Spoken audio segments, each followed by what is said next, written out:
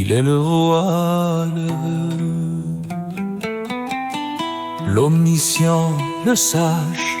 Écoute, le rossignol du paradis lance de saintes et douces mélodies sur les branches de l'arbre d'éternité. Il proclame aux âmes sincères la bonne nouvelle de la proximité de Dieu. Il convoque les croyants en l'unité divine à la cour de la présence du généreux. Il annonce aux êtres détachés le message révélé par Dieu, le roi, le glorieux, le compareur. Il guide les adorateurs vers le siège de sainteté et vers cette resplendissante beauté. En vérité, voici la beauté suprême, annoncée dans les livres des messagers, qui vient distinguer la vérité de l'erreur et juger de la sagesse de tout commandement. Voici l'arbre de vie qui porte les fruits de Dieu, l'éminent, le puissant, le glorifié.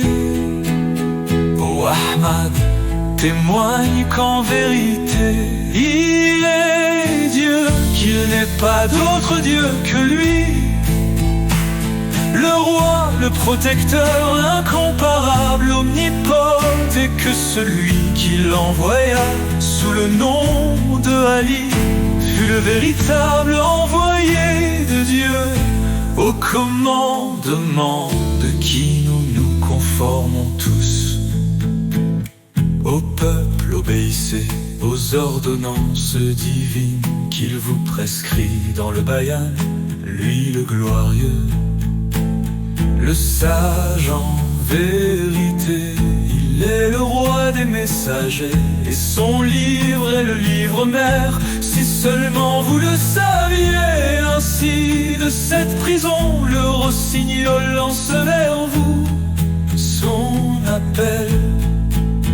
Il lui appartient seulement de proclamer ce clair message, que celui qui le désire rejette ce conseil, et que celui qui le désire choisisse le chemin de son Seigneur. Oh, peuple, si vous reniez ces versets, sur quelle preuve fondez-vous votre foi en Dieu?